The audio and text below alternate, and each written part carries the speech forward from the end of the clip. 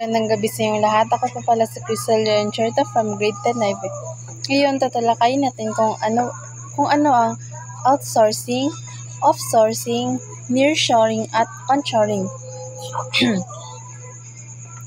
Outsourcing.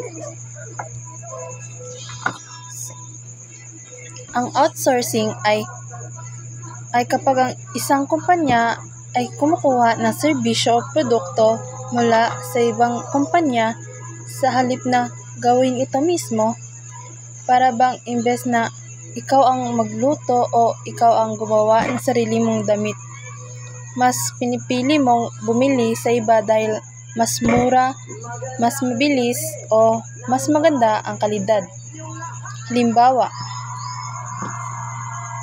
Halimbawa, isang malaking kumpanya sa Amerika ang nangangailangan ng customer service. Imbes na sila mismo ang mag-hire at mag-train ng libo-libong tao, mag-outsource sila ng serbisyo sa isang BPO company dito sa Pilipinas. Ang resulta, mas mababa ang gastos pero mataas rin ang kalidad ng serbisyo.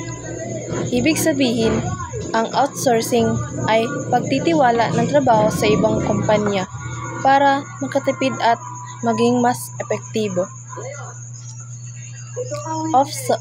Offshoring. Offshoring, ito ay particular na anyo ng outsourcing kung saan ang trabaho ay inililipat sa ibang bansa. Kaya tinatawag itong offshore dahil nasa malayo, literal na sa kabilang dagat.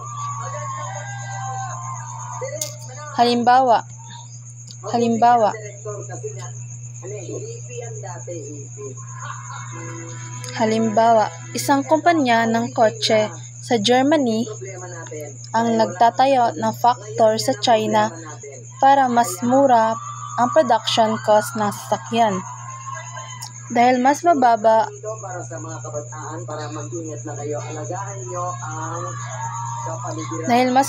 ang sahod ng manggagawa sa China kumpara sa Europe, nakakatipid ang kumpanya. Kaya masasabi natin na offshoring ay paglilipat ng operasyon sa ibang bansa para makatipid sa gastos at makukuha ng mas maraming resources. Nearshoring. Ito naman ay halos katulad ng offshoring, pero ang pagkakaiba, imbes na nililipat ang trabaho sa napakalayong bansa, ginagawa ito sa karatig bansa o sa bansang malapit lamang. Halimbawa, imbes na magpatayo ng factory sa Asia, ang isang kumpanya sa USA ay magtatayo na lang sa Mexico. Bakit? Kasi malapit lang ang Mexico, mas mabilis ang shipping, mas madali ang komunikasyon at halos pareho ang time zone. So, kung ang offshoring ay tungkol sa far away, ang nearshoring naman ay close but still abroad.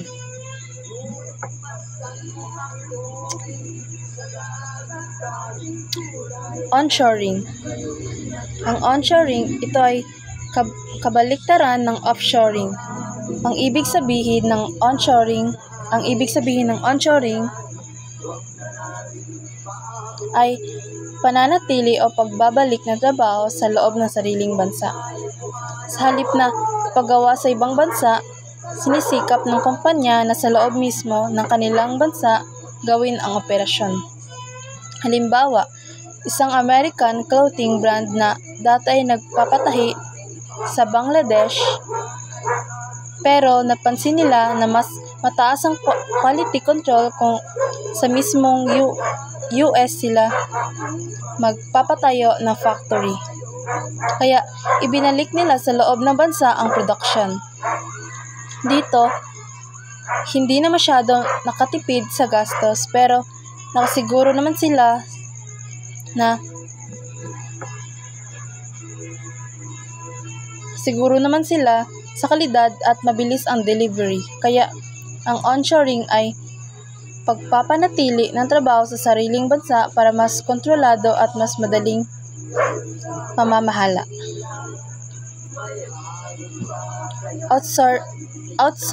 Outsourcing ay pagkuha ng serbisyo mula sa kumpanya.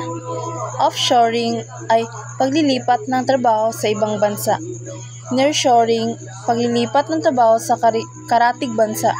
At ang onshoring naman ay ang pagpapanatili o pagbabalik ng trabaho sa sariling bansa. Ang lahat na ito ay may kanya-kanyang advantages at disadvantages. Nakakatulong ang mga ito sa negosyo para makatipid, mapabilis ang operasyon at mapanatili ang kalidad.